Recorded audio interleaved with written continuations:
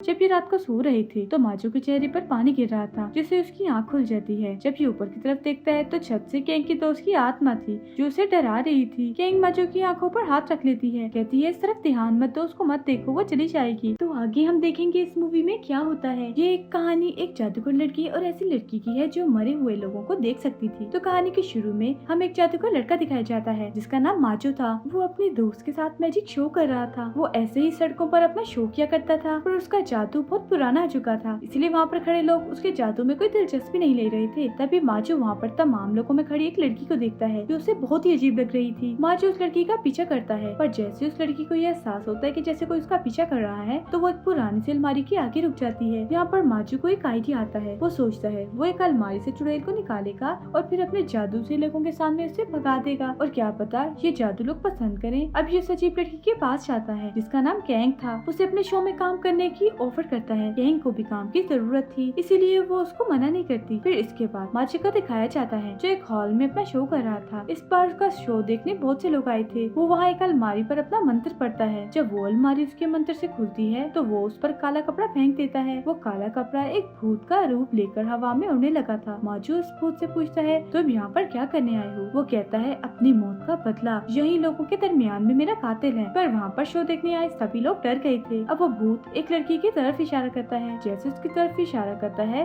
काले कपड़े वाला भूत उसे पकड़ लेता है। अब वो भूत तो गायब हो गया था, पर वो लड़की उस कपड़े में लिपट जाती है। माजू फिर एक कुल्हाड़ी लाकर मंत्र पढ़ता है और फिर उस पर मारता है। वो कपड़े में लिपटी लड़की नीचे गिर गई थी। वो अलमारी भी बंद हो जाती है। माजू जब उस कपड़े को हटाता है तो वहाँ पर कोई लड़की नहीं थी। फिर पीछे से माजू के साथी आकर अलमारी को कपड़े से ढक देते हैं। जब माजू वो कपड़ा हटाता है तो वहाँ पर अलमारी तो गायब हो गई थी, पर ऑडियंस में बैठी लड़की सही सलामत वापस आ गई थी। लोगों को माजू को ये शो बहुत अच्छा लगा था। शो खत्म होने के बाद कैंग को देखते हैं जिसने उसको उसका रोल प्ले किया था, यानी जो भूत आपने काले कपड़े का देखा था वो कोई और नहीं कैंग ही थी, और ये सब माजू का ही प्लान था। और तो और जो लोगों के दरमियान में लड़की बैठी थी वो भी इन्हीं के टीम की मेंबर थी और माजू की बहुत अच्छी दोस्त थी। अब काम खत्म हो गया था। कैंग वहाँ से जाने लगती है। माजू से रोक कर कहता है सुनो मेरी बात सुनो, हम लोग सब बाहर जा रहे हैं, कि तुम हमारे साथ चलोगी? पर कैंग उसे मना कर देती है और घर चली जाती है। कैंग जब घर आती है तो अपनी मॉम से बात करती है। यहाँ पर हमें पता चलता है कि वो बिल्कुल अकेली रहती थी। आज उसका बर्थडे था। वो अकेली बैठकर केक खा रही थी। कैंग ने अपने घर में टेंट भी बनाया हुआ था जिसमें वो सोती थी, क्योंकि उसका घर बहुत बड़ा था और उसे अकेले ऐसे सोने से डर लगता था। कैंग जब टेंट में सोने जाती है तो उसे महसूस हो रहा था जैसे उसके टेंट की जिप कोई खोल रहा हो। वो अपने सामने दो बच्चों को देखती है जो मर चुके थे। जिसके बाद हम कैंग को सड़क के किनारे देखते हैं जहाँ पर उन्हीं दो बच्चों की मौत हुई थी। कैंग पुलिस को फोन करती है कि एक आदमी बहुत नशे में था और उसने नशे में गाड़ी चलाते हुए इन बच्चों का एक्सीडेंट कर दिया, क्योंकि यह बात इसे उन्हीं दो बच्चों ने बताई थी जो मर चुके थे। यहाँ पर हम ये जान पाते हैं कि कैंग मरे हुए इंसानों को देख सकती थी। अगले दिन कैंग जब शो के सेट पर थी तो अकेली बैठकर खाना खा रही थी। माजू का दोस्त उसे बड़े ही गौर से देख रहा था। जो बात कैंग को अच्छी नहीं लगती और वो वहाँ से जाने लगती है। तभी वहाँ पर माजू आकर उसे रोक लेता है। कहता है कहाँ जा रही हो? वो कहती है अपने घर। वो कहता है नहीं, आज तुम नहीं जा सकती, तुम हर रोज कोई ना कोई बहाना बनाकर चली जाती हो। आज तुम्हें हम लोगों के साथ रुकना होगा। चलो हमारी सारी टीम खाना खाने जा रही है, तुम भी चलो। माजू के बहुत मनाने पर आखिरकार कैंग को मानना पड़ता है और वो इनके साथ चली जाती है। अब जब ये सब खाना खा रही थी जहाँ पर माजू का दोस्त सबको बता रहा था कि तुम लोग जानते हो कल रात मेरी दादी मेरे सपने में आई थी जो मुझे बहुत डांट रही थी, और ये भी कहा उन्होंने कि जब मैं जिंदा थी तो तुम मुझे मिलने क्यों नहीं आई। ये बात जब कैंग सुनती है तो बहुत हंसती है। उसने बहुत ज्यादा शराब पी ली थी और जोर जोर से हंस रही थी। वहाँ पर ऊट पटांग हरकतें भी कर रही थी। माजू के पास बैठकर उसकी बहुत बेइज्जती करती है। कहती है मैंने तुम्हें मना किया था ना कि तुम मुझे यहाँ पर क्यों लेकर आए। माजू की शर्ट पकड़कर उसे फाड़ देती है, फिर सबसे माफी मांगती है और वहाँ से चली जाती है। उसकी टीम के सभी लोग उसकी ऐसी हरकत पर बहुत हैरान थे। अगले दिन दिखाया जाता है माजू की दोस्त कहीं पर जा रही थी। ये उसको एयरपोर्ट छोड़कर जब वापस आ रहा था तो इसको कैंग की कॉल आती है जो रात की बदतमीजी पर इससे माफी मांग रही थी। तभी बातों के दौरान कैंग को अपने घर में लगी पेंटिंग से चीखों की आवाज आती है। जब ये उस तरफ देखती है तो उसमें से एक आत्मा निकलकर से डरा रही थी। कैंग बेचारी डरी सहमी अपने घर में एक साइड पर बैठ जाती है। तभी कुछ देर के बाद उसके घर का दरवाजा बजता है। जब ये जाकर देखती है तो इसका बॉस माजू था, क्योंकि उसने फोन पर इसके चीख की आवाज को सुन लिया था और इसीलिए इसकी खैरियत मालूम करने के लिए आया था। कैंग के घर में उसे खिलाने के लिए कुछ भी नहीं था सिवाय 2-3 पुराने केक के। ये इसको अपने हिसाब से सजाकर उसके सामने पेश करती है। जब ये यहाँ से जाने लगता है तो सामने एक बच्चे को देखता है जो कोने में छुपा हुआ था। वो कैंग से जब उसका पूछता है तो बताती है ये बच्चा हमारे पड़ोस में रहता है और शायद छुपन छुपाई खेल रहा है। माजू कहता है आओ हम भी इसके साथ खेलते हैं, पर जब ये दोबारा से उसको वहाँ पर देखता है तो वो बच्चा गायब हो चुका था। फिर दोबारा से कोने में उसको वही बच्चा नजर आता है। ये कैंग को लेकर वहाँ पर छुप जाता है। जब ये बच्चे को को डराता है तो वो डर कर बहुत तेजी से भागता है। माजो भी चला गया था। इसके जाने के बाद कैंग अपने दोस्त को फोन करती है। ये बताती है कि तुम जानती हो मेरे बॉस मेरे घर आए थे। जब माजो रात को अपने घर में सो रहा था तो कोई उसके बेड से गुजरता है, जिससे उसकी आँख खुल जाती है। जब ये लाइट चलाकर देखता है तो उसके घर में वही बच्चा था जो उसने कैंग के घर में देखा था। जब ये खुद को शीशे में देखता है तो वो बच्चा इसके पीछे खड़ा था, जिससे देखकर ये बहुत ज्यादा डर जाता है और गिरता पड़ता घर से बाहर आकर कैंग को कॉल करता है। बताता है तुम्हारे पड़ोस में रहने वाला बच्चा मेरे घर में है। कैंग शराब लेकर माजो के पास आती है और कहती है पहले से थोड़ा पी लो, फिर तुम्हें मेरी बात समझ आएगी कि मैं कहना क्या चाहती हूँ तुमसे। वो उसके कान में कहती है सुनो, मुझे मरे हुए इंसान नजर आते हैं, मैं मरे हुए लोगों को देख सकती हूँ और वो बच्चा शायद हमसे कुछ कहना चाहता है।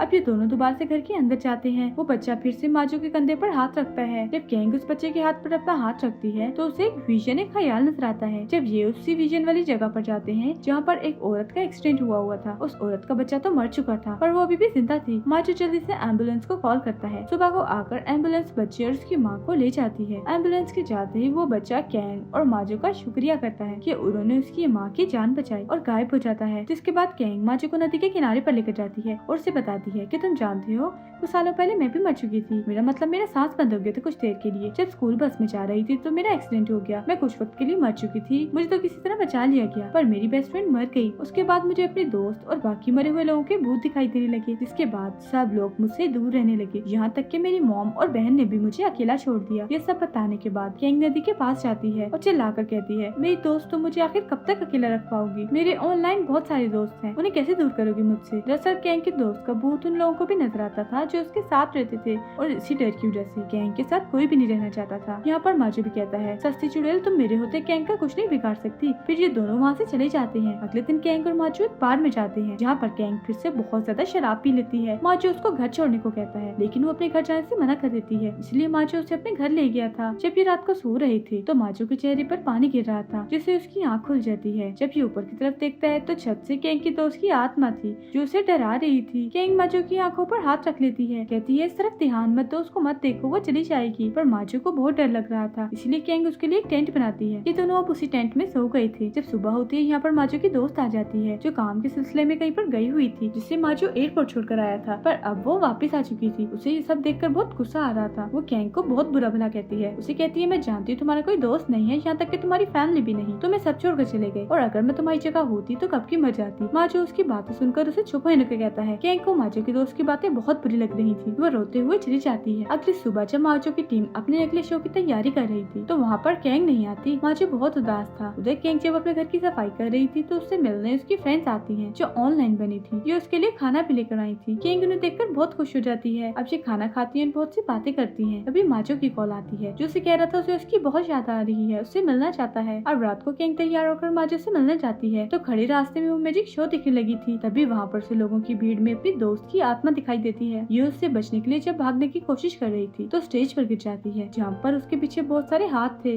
उसे पकड़ रहे थे, पर वहाँ पर माजो आ जाता है। वो उस ड्रोने लंबे को शो का हिस्सा बना देता है जो लोगों को बहुत पसंद आ रहा था। जब ये दोनों जा रहे थे तो कैंग इसे कहती है मुझे सच बताना, क्या तुम मेरी वजह से परेशान हो? क्या मेरी वजह से तुम्हारी जिंदगी खराब हो रही है? माजो कहता है ऐसा क्यों कह रही हो, बल्कि तुम्हारे बगैर मैं कुछ भी नहीं हूँ, मैं तुम्हारे साथ अपनी जिंदगी गुजारना चाहता हूँ। इसके बाद कैंग उसको अपने घर ले जाती है। सुबह को माजो जब उसके घर से जा रहा था तो जाते हुए कैंग की दोस्त की आत्मा उसे देख लेती है। रास्ते में माजो की गाड़ी का ट्रेन से एक्सीडेंट हो जाता है पर वो बच गया था। हैरानी वाली बात थी कि ट्रेन के अंदर कोई ड्राइवर नहीं था। जब माजो बचकर बाहर आता है तो एक बहुत बड़ा साइन बोर्ड आकर उस पर गिर गया था। उधर कैंग जब अपने घर की सफाई कर रही थी तो उसे एक लॉकेट मिलता है जो उसकी दोस्त का था। ये उस लॉकेट को लेकर हॉल में जाती है जहाँ पर माजो परफॉर्म कर रहा था, अपना जादू दिखा रहा था, इसलिए वो जादू देखने वाले लोगों के दरमियान में ही बैठ जाती है। जब अलमारी खुलती है तो उसमें से काले कपड़े वाला भूत निकलता है। जब माजो से उसके कातिल का पूछता है तो पहले तो वो कहीं और इशारा करती है, पर बाद में वो कैंग की तरफ इशारा करके उसे अपने साथ अलमारी में ले जाती है। सब लोग बहुत ज्यादा डर जाते हैं क्योंकि जादू उनके शो का हिस्सा नहीं था। सब लोग हैरान थे। माजो जब अलमारी को खोलता है तो उसमें कैंग पानी के एक एक्वेरियम में बंद थी, जिसको निकालने की कोशिश कर रहा था। जब वो एक कोलाइड लेकर एक्वेरियम को तोड़ने की कोशिश करता है तो वो हवा में उड़कर नीचे गिर जाता है और बेहोश हो गया था। जब कैंग एक्वेरियम में थी तो एक लॉकेट निकालकर अपने दोस्त को देने लगती है। यहीं से कहानी चल जाती है उस दिन पर जब कैंग की स्कूल बस का एक्सीडेंट हुआ था। दरअसल कैंग और उसकी दोस्त बहुत अच्छी फ्रेंड्स थी। कैंग के दोस्त के पास ये लॉकेट था जो कीमती होने के साथ साथ उसकी दादी की निशानी थी, पर कैंग भी इस लॉकेट को बहुत पसंद करती थी। वो थोड़ी देर के लिए अपने दोस्त से उससे पहनने को कहती है। जैसे ही वो उस लॉकेट को पहनती है तभी बस का एक्सीडेंट हो गया था। तभी बच्चे नदी में गिर गए थे। रेस्क्यू टीम जब इन्हें बाहर निकालती तो परेशान थी। इसका इलाज पहले किया जाए क्योंकि इस वक्त वो एक इंसान की जान बचा सकते थे। जब वो केंग के गले में हार देखते हैं तो समझ आते हैं ये किसी अमीर घर की है और इसीलिए पहले उसकी जान बचाते हैं। पर केंग की दोस्त मर चुकी थी। फिर जब केंग को हॉस्पिटल ले जाया जाना है तो डॉक्टर ने वो लॉकेट उतार कर केंग की मॉम को दे दिया था। वो उसे रखकर भूल गई और अब इस लॉकेट की वजह से केंग की दोस्त उसके पीछे थी। उसकी आत्मा भटक रही थी। हम दोबारा से प्रेजेंट मौजूदा सीन देखते हैं जहाँ पर केंग अपनी दोस्त को लॉकेट पहना देती है। जैसे ही वो लॉकेट पहनाती है वो एक्वेरियम से बाहर आ गई थी पर माजो अभी भी बेहोश था। इन दोनों को हॉस्पिटल ले जाया जाता है। वो जब होश में आकर माजो की ऐसी हालत देखती है